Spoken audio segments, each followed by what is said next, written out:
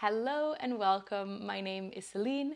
How is everyone doing? How have the first couple of weeks of 2025 been treating you?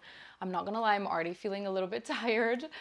So today I've got no plans to leave the house. I'll just take it easy and rest. However, I'm feeling quite chatty. I am craving a knitty hangout. So I thought it'd be the perfect occasion to sit down with you guys to flip through a new knitting pattern book that I received in the mail a couple days ago. The overall aesthetic that these designs encompass, I would say, is nostalgia.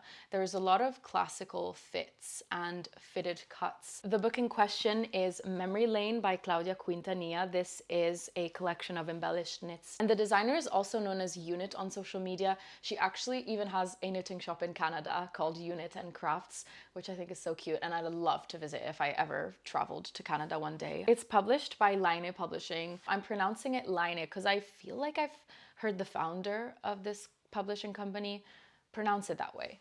But my memory can be shaky, so don't quote me on it. Obviously, nostalgia is all about meaning and memories, and I love how Claudia decided to represent that with the small embellishments that give the garments a little magical touch, because they literally look like little dustings and sprinkles of magic. Before I jump in, I wanted to talk about what I'm wearing in case any of you were wondering.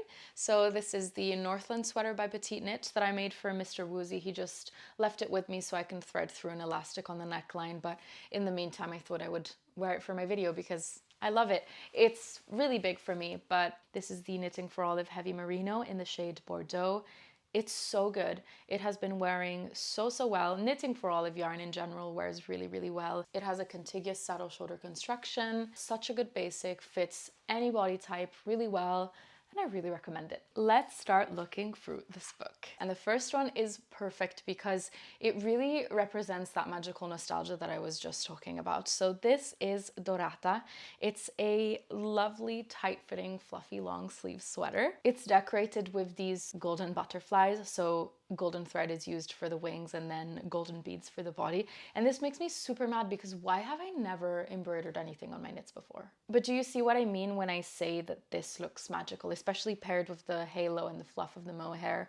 It's such a refined combination. I don't know, it just looks so good. As far as I see, I feel like a lot of the knitwear patterns these days focus on that oversized garment that you can just throw on and look really cool on your way to the market. Baggy jeans and some cute colorful gazelles or sambas, you know, that typical Scandi style. If I think of my wardrobe, I don't have anything to wear if I were to go to like an elegant dinner. Like out of my knits that I've made, I wouldn't wear something like this, right? I think this book is the solution to this problem of mine, just taking my knitwear and my handmade things beyond casual outdoor day wear. You construct Dorata the same way you would a top-down drop shoulder sweater. So you cast on for the back and then you use German short rows to create a trapezium shape for the back of the shoulders. And then you pick up stitches from there to come at the front of the body and then shape the neckline. You connect the two shoulder pieces and then work your way down. Sleeve stitches are picked up and German short rows are used to shape the sleeve cap.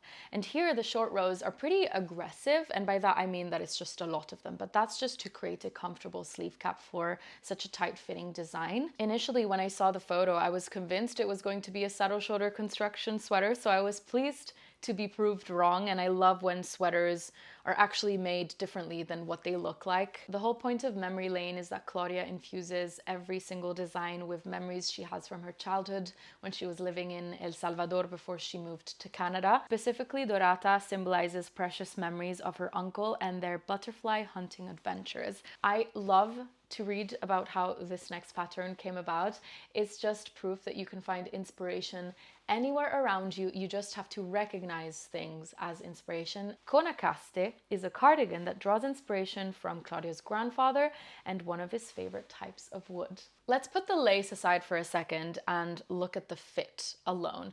I think it's immaculate. Unfortunately, it's knitted bottom up, which is not my favorite thing in the world, but if it means it's going to look like this, then I think it's totally worth it. Obviously, this would be such a good autumn piece, but also, depending on where you live, it could also be a really good chilly summer evening cardigan. Like, I live in the UK and I totally see myself wearing this in August or in July. As it wants to mimic wood, it's a really detailed piece. So Claudia used lace weight yarn, but you could also use some fingering weight because the gauge is 26 stitches in stockinette stitch after blocking using 3.25 millimeter needles. So this will be a slow burner. I have a bunch of yarn from my stash in front of me of things that I could use for some of these patterns, and my eye is landing on this Diva. So I know this shade has got nothing to do with the wood aesthetic, but we are allowed to steer away and experiment with different things.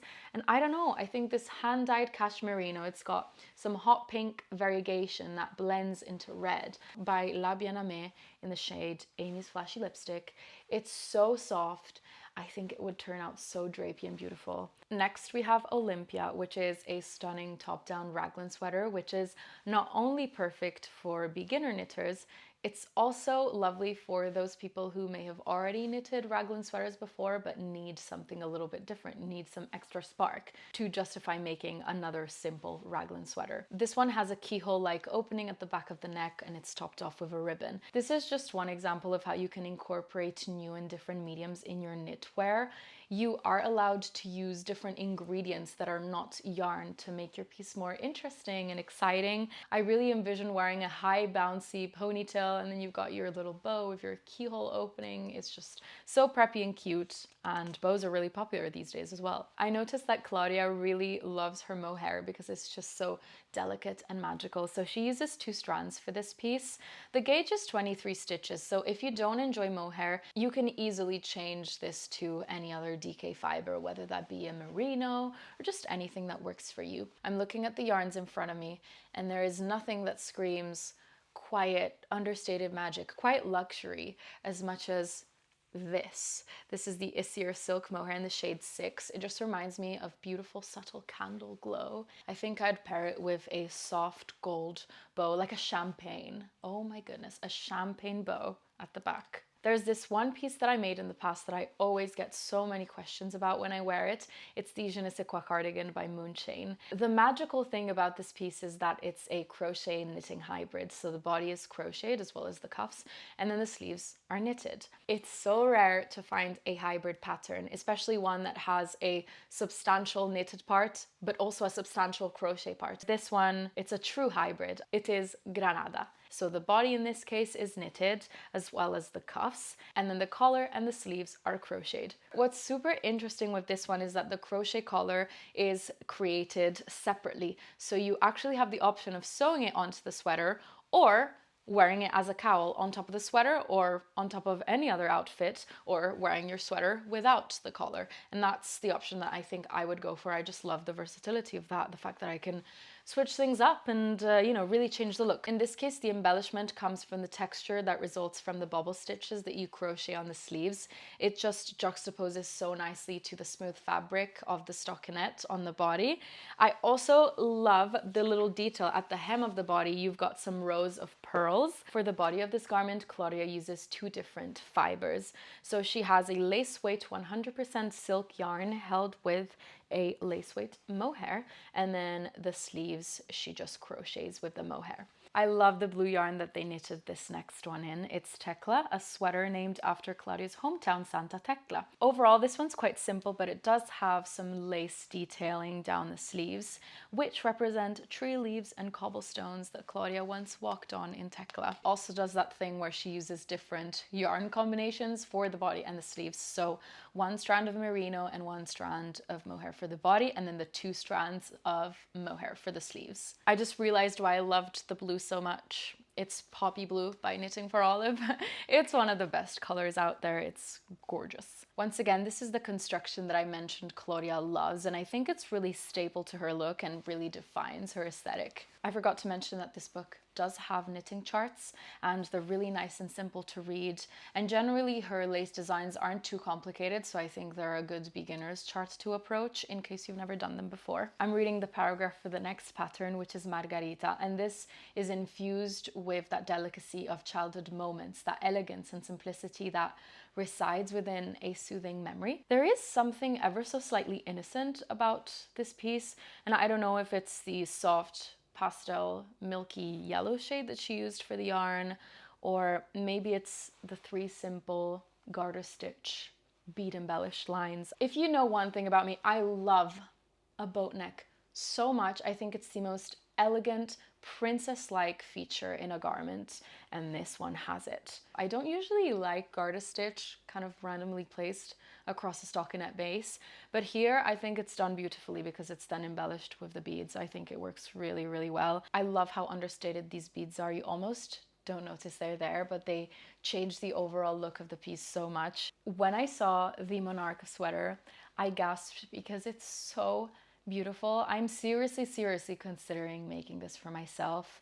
And this is an example of a simple raglan sweater that you might not necessarily feel like you need until you put this sort of embroidery on it. It's so beautiful, and I love the contrast of these 2 colors. This design illustrates monarch butterflies, which represent sort of like a parallelism with Gloria's life, because obviously she migrated from El Salvador to Canada, and that's what monarch butterflies do. They go from Canada to Central America and back. For all embroidery, you can find the designs at the end of each pattern, and they explain what sort of stitch they use. So, you know, back stitch, chain stitch, lazy daisy stitch, which I have no idea what they are, but I will make this. Like, even if it's just, okay, maybe I won't make the sweater, but maybe I'll embroider a blanket or something with this design because it's so beautiful and magical. It honestly makes me feel things. When I look at this embroidery design, I start hearing the Barbie Fairytopia, Barbie Mermaidia, Barbie Mariposa soundtracks. Best movie ever. I was not expecting, but very pleased to see that there is some color work in this book. The first color work piece is Aureliano, named after a character from Gabriel Garcia Marquez' 100 Years of Solitude. It's a bold statement piece after all the delicate designs that we got from this book so far. It represents magic and dimension. It's knitted top down. It's a circular yoke with a folded neck edge. We have 4 colors here, so you can have so much fun picking the combinations.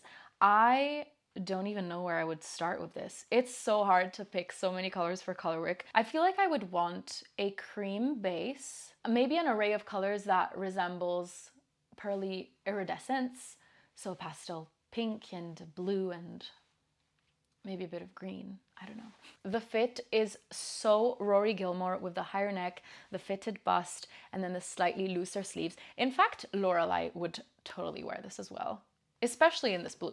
Blue is Lorelai's color. This pattern also includes charts, and although it may seem like an intimidating design because it has 4 different shades, you don't have to worry because you never have to work more than 2 shades at the same time. So the hardest part here is just picking the colors, really. Flipping a couple pages ahead, we have Freda, which is a summer garment. It's a sleeveless blouse constructed in the staple Claudia Quintanilla construction, and this one screams chic. And I'm so surprised that I enjoy these ribbon flowers that she applied on top of it. I'm not the biggest fan of this sort of applique. It's just not my vibe, but here I would generally put those flowers in, and I can't believe I'm saying this because it's so not me usually, but I love it. She has a little tutorial with some images here and how to make the ribbon flowers, which would also be so fun. Imagine putting the flowers on, literally the cherry on top of the cake. Oh my gosh, in black.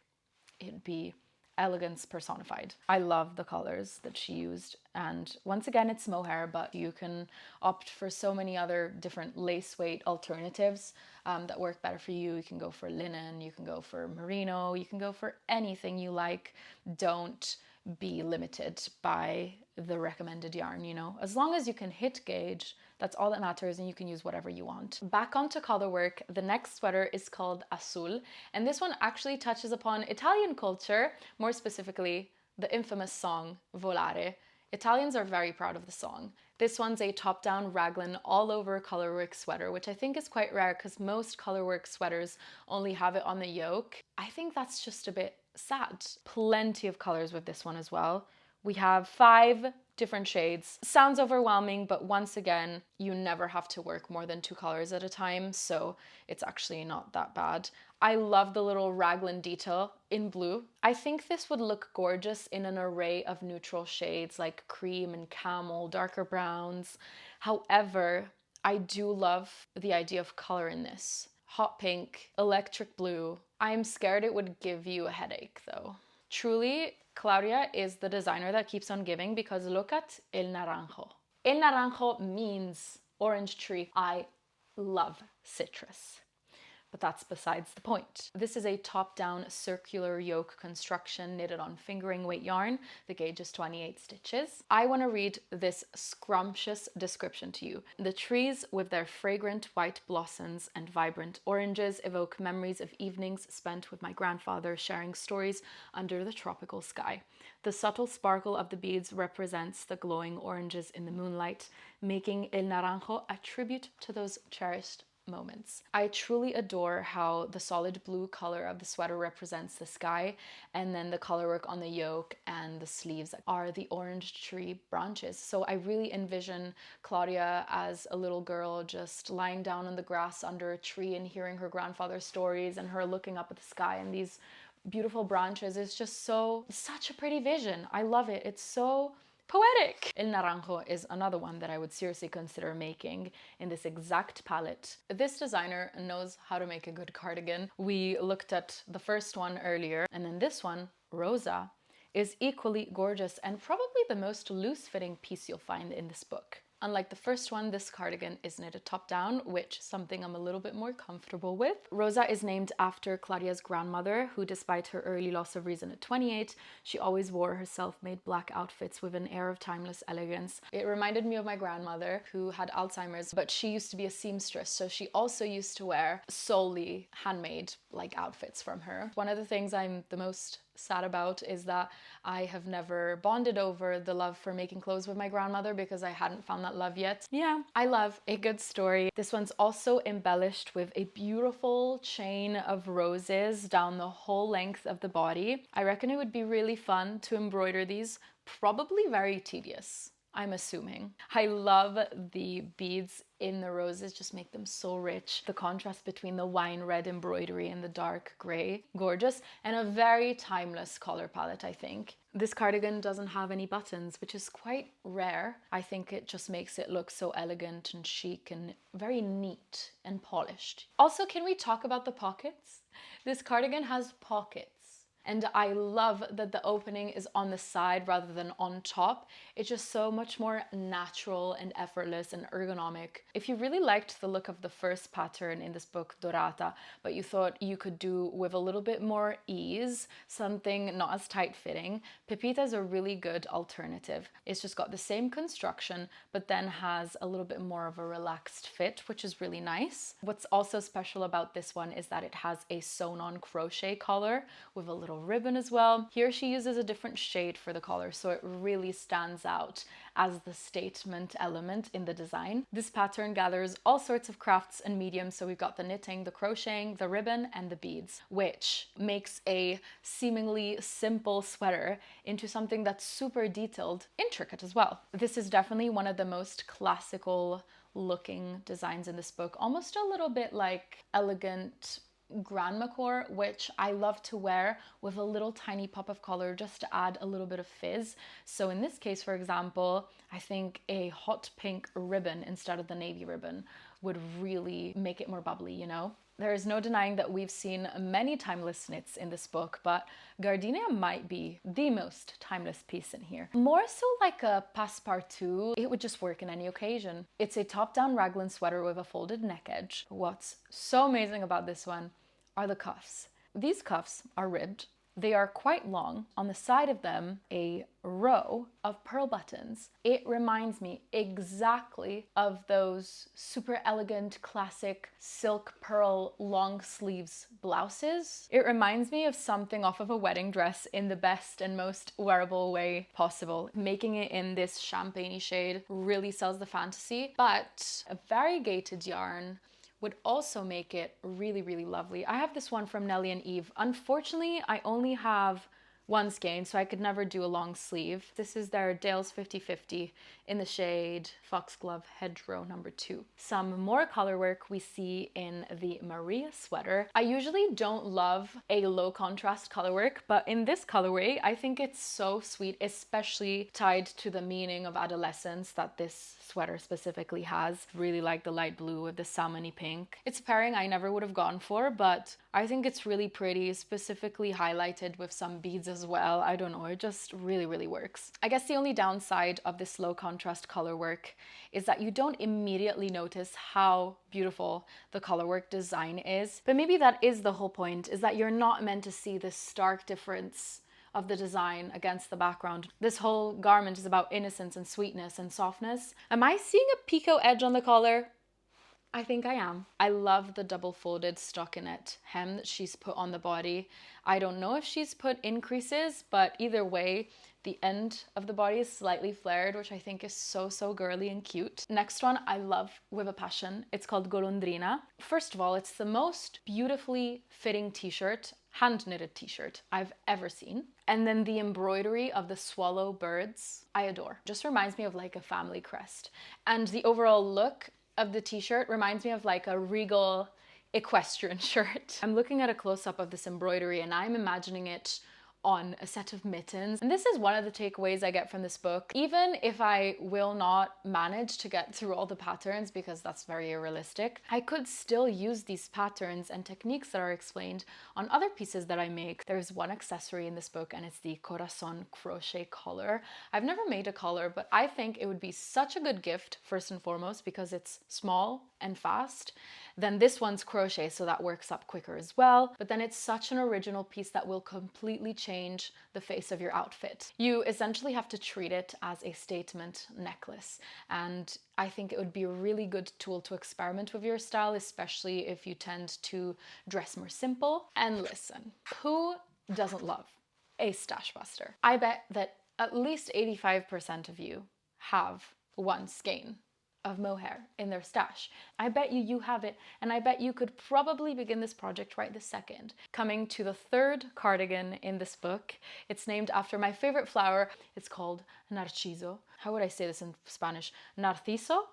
I don't know. This one really reminds me of the Suzan aesthetic. Suzan has more lace and eyelets, whereas here the eyelets are sort of replaced with bubble stitches, but perhaps you could switch them out and that would really look like Suzan. It's got these sort of Narciso bud vines cascading at the front of the body, and then it's embellished with these scalloped edging at the button band. Even down the center of the body, she's put these two sort of scalloped trims that kind of pop out. I think that's gorgeous and a detail I've never seen before, so this is really, really original. It's got a lot of texture, but it's still kept very understated and refined in my opinion. It's feminine, it's timeless, it's got a little bit of a vintage flavor to it.